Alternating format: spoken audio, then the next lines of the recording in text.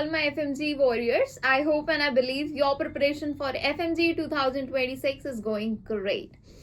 तो guys, मैंने तुम्हें एक बोला था कि जो लास्ट के 5 days हैं 2025 के, उसको तुम्हें ऐसे यूटिलाइज करना है कि it should be your most productive days of the year. जो तुमने पूरे साल में नहीं किया वो इन 5 दिनों में करना है पढ़ाई से रिलेटेड. तो बहुत सारे बच्चों ने बोला कि मैम आपने बोल तो दिया 5 दिन में सब कर लो ये वो, बट एक मास्टर प्लान दे दो तो ज्यादा सही रहेगा, हमें थोड़ी मेहनत नहीं करनी पड़ेगी.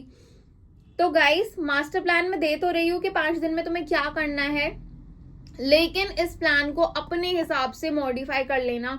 ऐसा नहीं कि पूरा का पूरा यही प्लान तुम फॉलो कर रहे हो. बाकी अगर चाहो तो तुम ये प्लान जो है वो फॉलो कर सकते हो.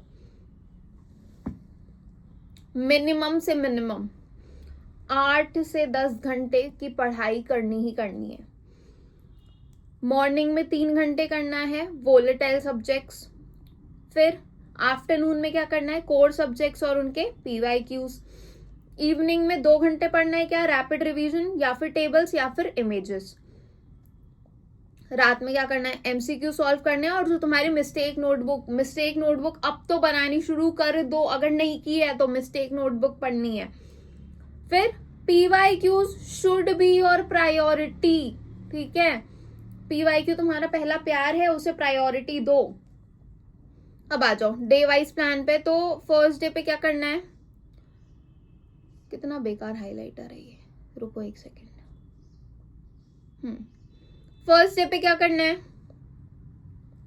मेडिसिन और इमरजेंसी वाले जो टॉपिक्स हैं वो, क्योंकि इनका हाईएस्ट वेटेज है. मेडिसिन में क्या पढ़ोगे, सुबह मेडिसिन में पढ़ोगे ECG, acid base disorder, diabetes, stroke management और थायराइड क्राइसिस. दोपहर में क्या पढ़ोगे, मेडिसिन के PYQs करोगे. दोपहर में मेडिसिन के PYQs करोगे 2019 से लेके 2024 तक के. कौन से PYQs करोगे, कार्डियो के करोगे, रेस्पिरेटरी के करोगे और एंडोक्राइन के करोगे. इवनिंग में क्या करोगे, इवनिंग में इमरजेंसी मेडिसिन पढ़ोगे. उसमें क्या पढ़ोगे, शॉक के टाइप्स पढ़ोगे और उसका मैनेजमेंट पढ़ोगे. ACLS के ड्रग्स पढ़ोगे, स्टेटस एपिलेप्टिकस पढ़ोगे, एनाफिलेक्सिस पढ़ोगे. एक चीज और साथ में पढ़ोगे, वो है नियोनेटोलॉजी. नियोनेट के मतलब मेनली इमरजेंसी वाले.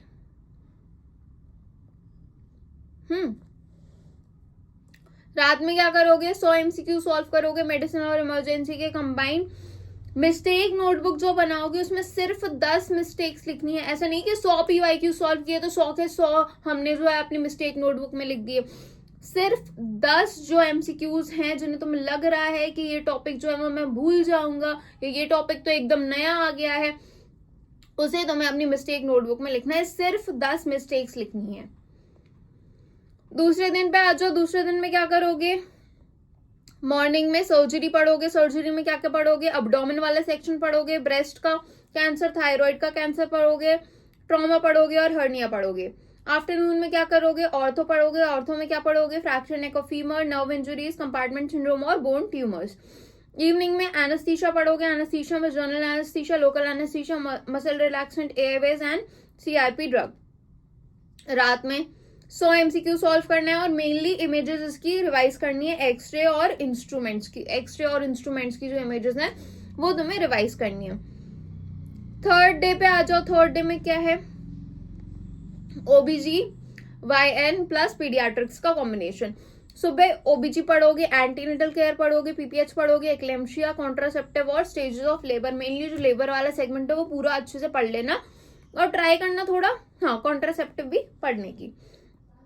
दोपहर में क्या पढ़ोगे, पीडिया पढ़ोगे. पीडिया में क्या, इम्यूनाइजेशन शेड्यूल बहुत इंपॉर्टेंट है क्योंकि वो PSM में भी आता है. न्यूनेटल जॉन्डिस पढ़ोगे, PM पढ़ोगे. उसके बाद फिर क्या पढ़ोगे, PM का मतलब जो माल न्यूट्रिशन वाला है वो वाला सेगमेंट पढ़ोगे और डेवलपमेंटल माइलस्टोन्स पढ़ोगे. इवनिंग में ऑप्सोपीडिया की इमेजेस पढ़ोगे. मेनली जो ऑप्सोपीडिया के इंस्ट्रूमेंट्स हो गए, इमेजेस हो गए, USG हो गए, ये सारी तुम चीजें पढ़ोगे. नियोनेटल रैशेस पढ़ोगे. रात में 100 MCQ सॉल्व करोगे और चार्ट्स जो हैं, जो मैनेजमेंट वाले चार्ट्स है ना ऑब्सगाइनी में, वो रिवाइज करोगे. और पीडिया में भी जितने भी चार्ट्स हैं नियोनेटो सेक्शन वाले में वो तुम रिवाइज करोगे. डे 4 पे आ जाओ। डे 4 में क्या पढ़ोगे? पैथ, फार्मा, माइक्रो का कॉम्बिनेशन पढ़ोगे, बहुत वोलेटाइल और स्कोरिंग है। सुबह क्या पढ़ोगे? सुबह पढ़ोगे पैथ। पैथ में क्या?